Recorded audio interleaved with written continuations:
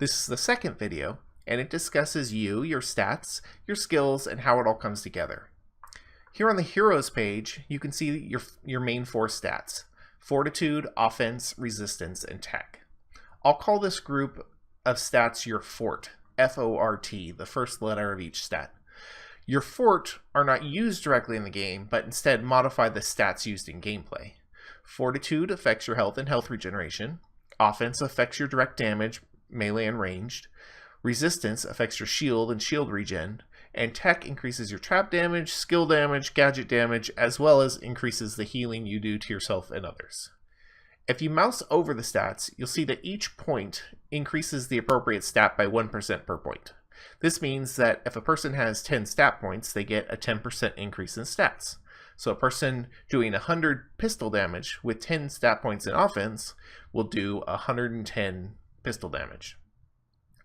On the Heroes page, you can click See All Stats for a detailed breakdown of the effects all your primary stats are having. Here you see that in addition to Fort, you have a group of similarly named skills starting with the word Party. These function identically to Fort, but they also apply to everyone in your party, so you can improve others just with your presence by having high levels of Party Fort. Party Fort is already factored into the display of your regular Fort, so the numbers on the main screen and up here are a combination of your base Fort as well as your Party Fort. As soon as you join a party, the numbers on this page will change to represent the new values provided by your party members. Below you see gameplay statistics: health, shield, damage resistance, run speed, sprint speed, building costs, weapon damage, hero ability damage, and backpack size, and your harvesting damage. All of these numbers change dramatically as cards affect them. Notice my weapon damage, 55%. It exactly matches my offense stat. Similarly, my healing modifier matches my tech, so 169, 169. Some stats are plus, like this is plus 169%, and others are just a raw value. Notice that trap damage is 269, which is my 169 plus 100%. I have no idea why they do that differently on the same page, but they do. Your Fort skills are determined by adding together 3 values. First, what we already discussed, your Party Fort. Second, your Survivor Squads. And third, your skill point selections. On the Squads page, you'll see Survivor Squads, and it will show you Fort numbers. Survivor Squads provide boosts to your Fort stats. The numbers on this page are the combined effect of both the party and the regular Fort numbers provided by your Survivor Squads. If you drill down to the Survivor Squads page, you can see what each squad provides to each stat. Notice on the Squads page, my Fortitude stat was equal to the combined value of both my Fortitude and my Party Fortitude from my EMT squad. 44 plus 11, 55, 55. This is a simplification for the Survivor interface, but you can always drill down to get the precise information.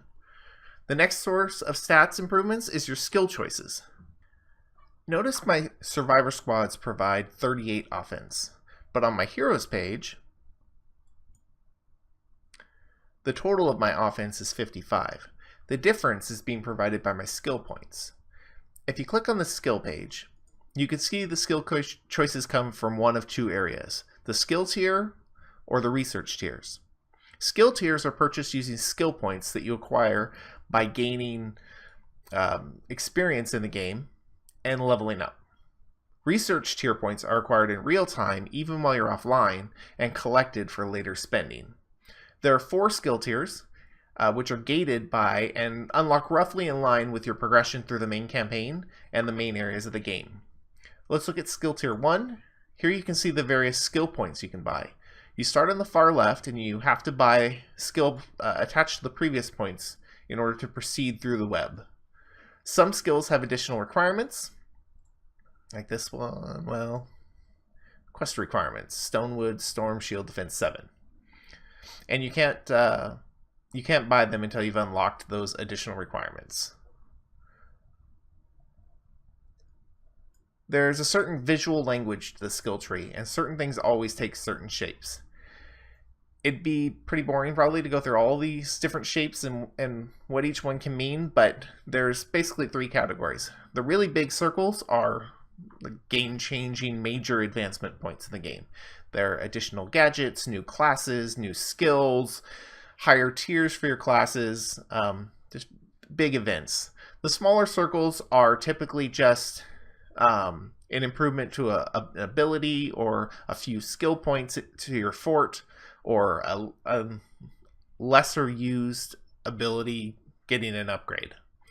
Squares typically relate to defenders or survivor squads. So the people, assigning them to new slots opening up for people to be assigned to, are what the squares indicate. If you look at the skill tiers, you notice they're split more or less into lanes. In the middle lane is the progression. This takes you ultimately to the next tier, though it's heavily gated by campaign progress with things that require missions or whatever. The other four lanes are basically designated to each of the four main classes. Soldier at the top, Constructor below it, Outlander below the progression tier, and Ninja below that.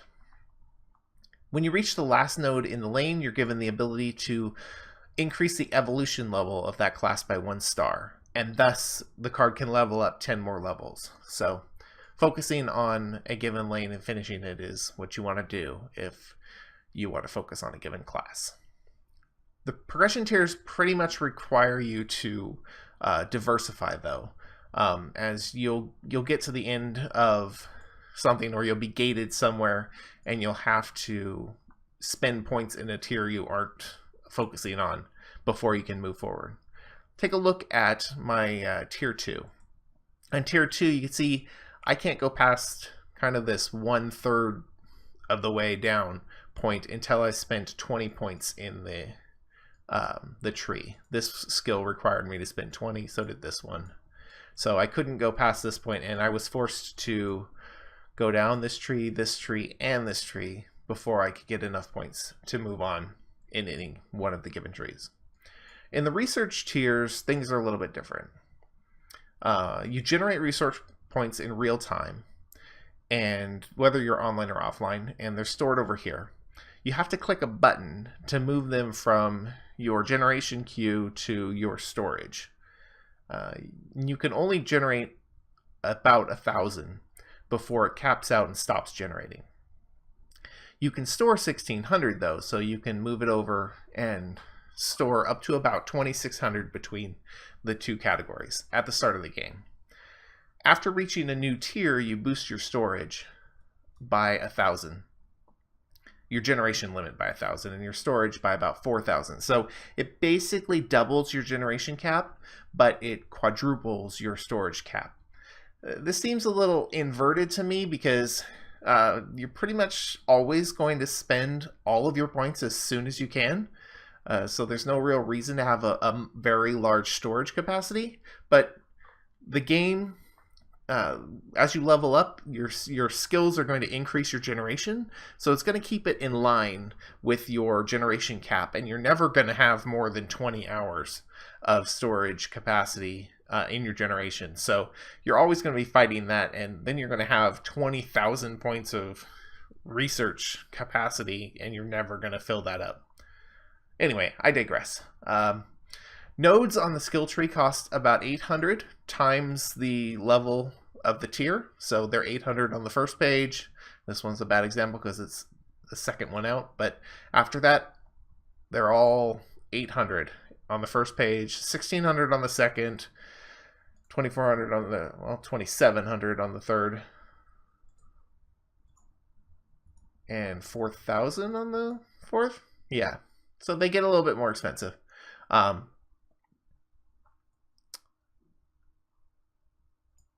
The tiers are basically rectangular, with each corner representing one of the main fort skills, fort stats. This trend continues through all the tiers, with each tier having just more nodes that are the same. So this is tier 4, and on tier 1 there's just a few nodes. Tier 2 there's more, tier 3. At the end of the corners of the tiers or at the top of the tiers, there's a node representing the expedition, an upgrade to the expedition, which is a meta game that you can use to collect resources. But I'll talk about that more in a different video. The big circles represent party nodes, and you should always purchase party nodes in favor of over the regular nodes if you can, because the party nodes not only upgrade you, but they upgrade your party, and they generally have the same values and cost the same amount. Now let's head back to heroes to wrap up. Most of the stats provided by your hero are augmented by Fort. So let me clear these people away. Your primary hero card shows you the base stats for the hero.